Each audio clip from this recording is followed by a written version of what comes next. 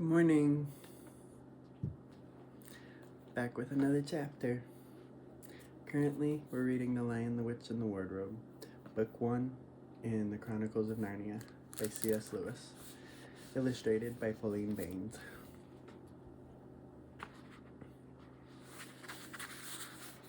We are in chapter 13, Deep Magic from the Dawn of Time.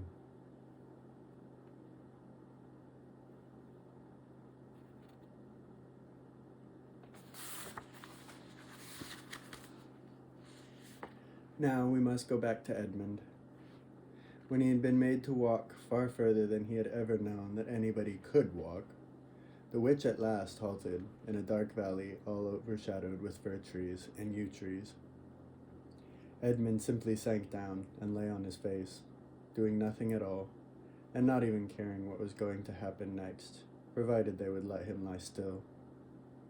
He was too tired even to notice how hungry and thirsty he was. The witch and the dwarf were talking close behind him in low tones. "No," said the dwarf. "It is no use now, O Queen. They must have reached the stone table by now." "Perhaps the wolf will smell us out and bring us news," said the witch. "It cannot be good news if he does," said the dwarf. "4 thrones in Cair Paravel," said the witch. "How, if only 3 were filled? That would not fulfill the prophecy." "What difference would it make now that he is here?" said the dwarf. He did not dare, even now, to mention the name of Aslan to his mistress. "He may not stay long, and then we would fall upon the 3 at Cair." "Yet it might be better," said the dwarf, "to keep this one," here he kicked Edmund, "for bargaining with." "Yes, and have him rescued," said the witch scornfully. "Then," said the dwarf, "we had better do what we have to do at once." "Would like to have done it on the stone table itself," said the witch. "That is the proper place. That is where it has always been done before."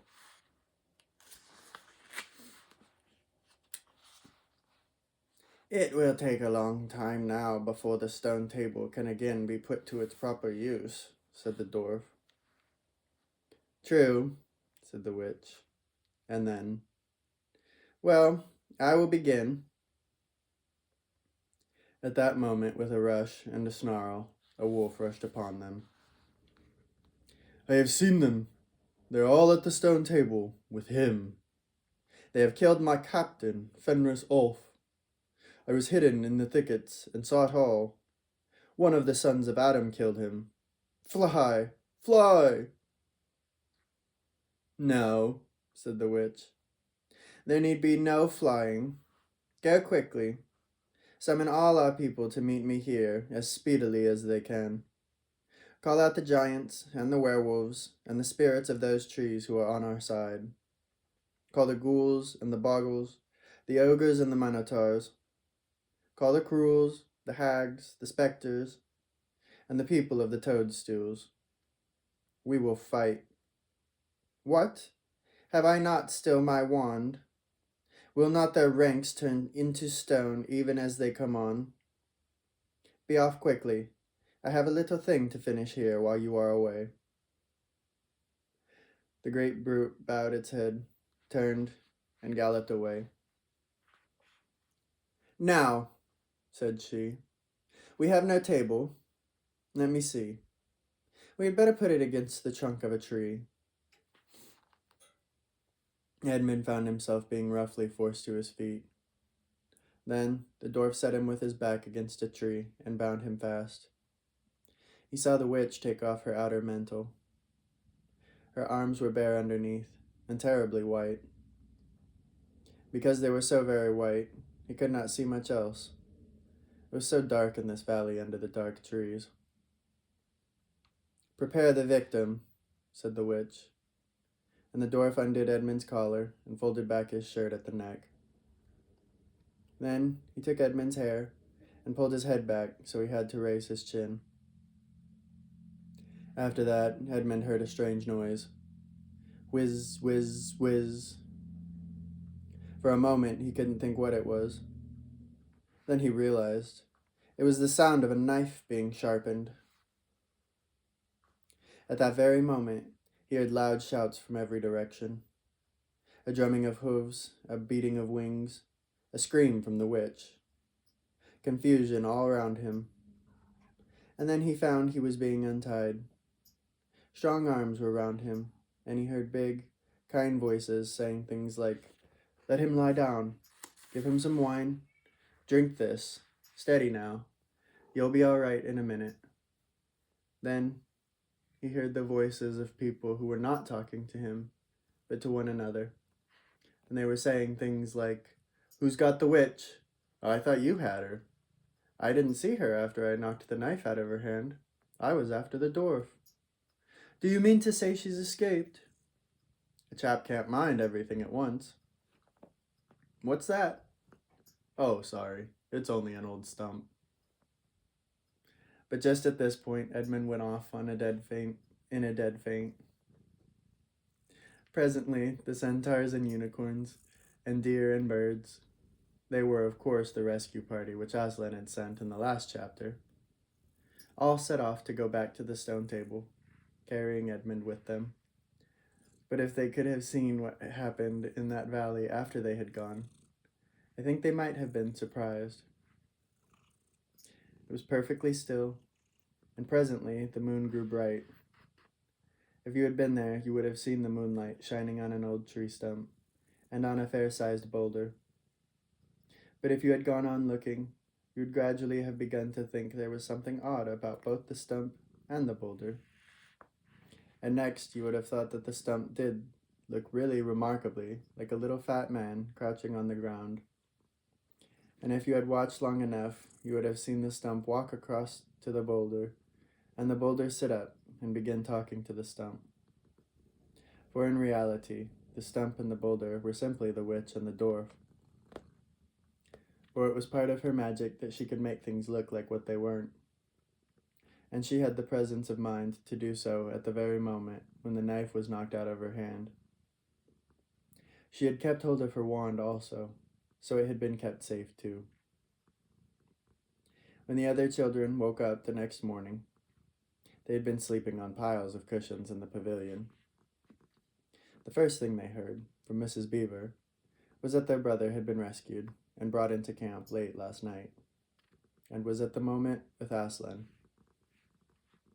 As soon as they had breakfast, they all went out, and there they saw Aslan and Edmund walking together in the dewy grass, apart from the rest of the court. There is no need to tell you, and no one ever heard, what Aslan was saying, but it was a conversation which Edmund never forgot. As the others drew near, Aslan turned to meet them, bringing Edmund with him. "Here is your brother," he said, "and there is no need to talk to him about what is past." Edmund shook hands with each of the others and said to each of them in turn, "I'm sorry." And everyone said, "That's all right." And then everyone wanted very hard to say something which would make it quite clear that they were all friends with him again. Something ordinary and natural.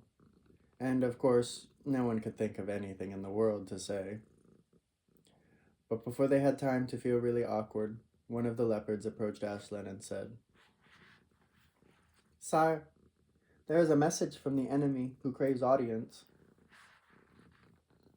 "Let him approach," said Aslan. The leopard went away, and soon returned, leading the dwarf's witch.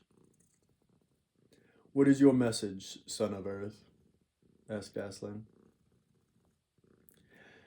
"The Queen of Narnia and Empress of the Lone Islands desires a safe conduct to come and speak with you," said the dwarf, "on a matter which is as much to your advantage as to hers."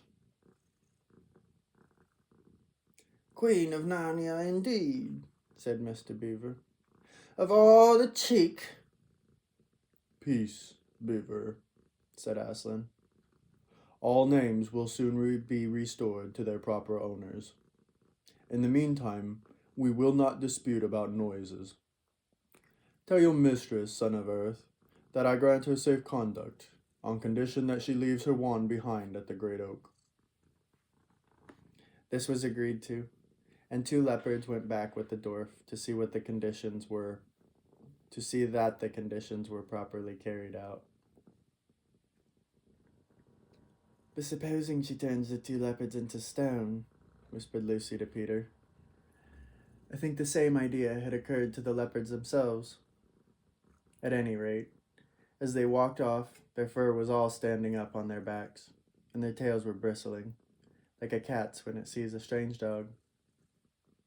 It'll be all right, whispered Peter in reply. He wouldn't send them if it weren't. A few minutes later, the witch herself walked out onto the top of the hill and came straight across and stood before Aslan. The 3 children, who had not seen her before, felt shudders running down their backs at the sight of her face, and there were low growls among all the animals present. Though it was bright sunshine, everyone felt suddenly cold. The only 2 people present who seemed to be quite at their ease were Aslan and the witch herself. It was the oddest thing to see those 2 faces, the golden face and the dead white face, so close together. Not that the witch looked Aslan exactly in his eyes. Mrs. Beaver particularly noticed this. You have a traitor there, Aslan, said the witch.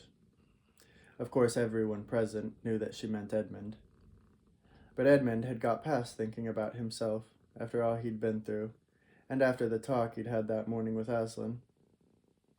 He just went on looking at him. It didn't seem to matter what the witch said. Well, said Aslan, his offense was not against you.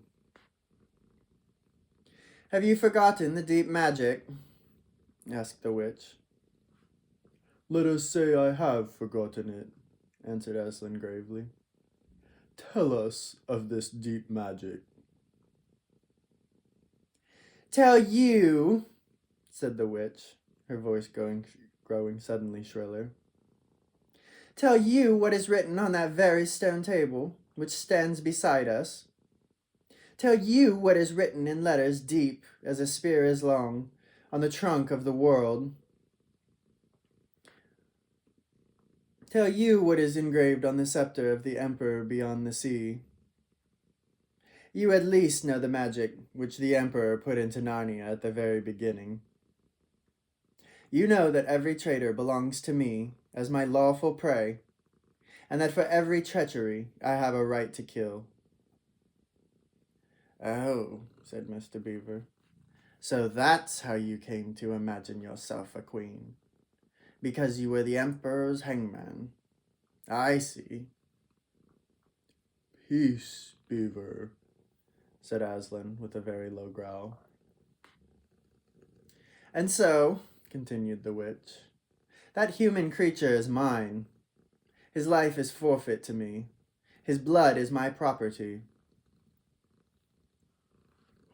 Come and take it then, said the bull with the man's head in a great bellowing voice. Fool, said the witch with a savage smile that was almost a snarl. Do you really think your master can rob me of my rights by mere force? He knows the deep magic better than that. He knows that unless I have blood, as the law says, all Narnia will be overturned and perish in fire and water. It is very true, said Aslan. I do not deny it. Oh, Aslan, whispered Susan in the lion's ear. Can't we? I mean, you won't, will you? Can't we do something about the deep magic? Isn't there something you can work against it? Work against the Emperor's magic, said Aslan, turning to her, with something like a frown on his face.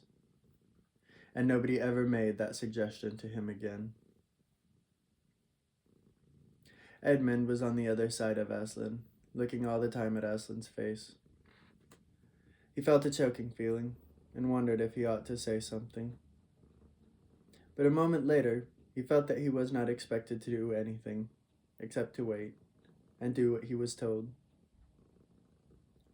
"Fall back, all of you," said Aslan, "and I will talk to the witch alone."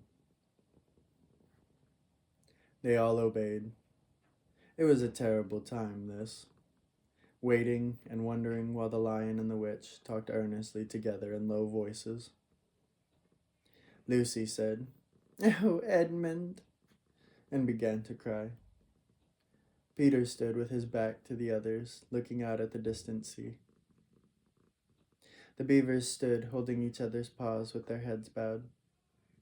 The centaurs stamped uneasily with their hooves.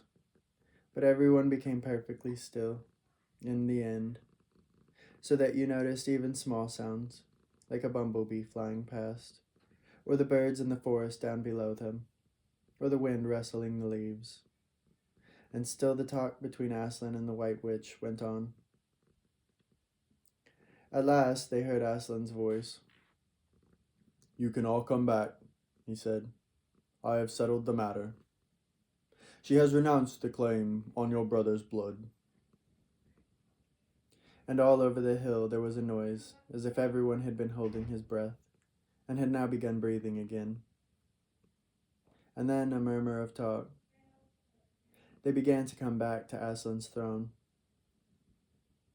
The witch was just turning away, with a look of fierce joy on her face, when she stopped and said, "But how do I know this promise will be kept?"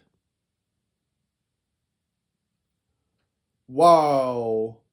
roared Aslan, half rising from his throne, and his great mouth opened wider and wider, and the roar grew louder and louder, and the witch, after staring for a moment with her lips wide apart, picked up her skirts and fairly ran for her life.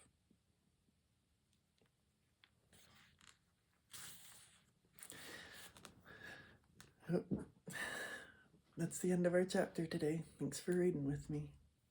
Hope y'all have a great day.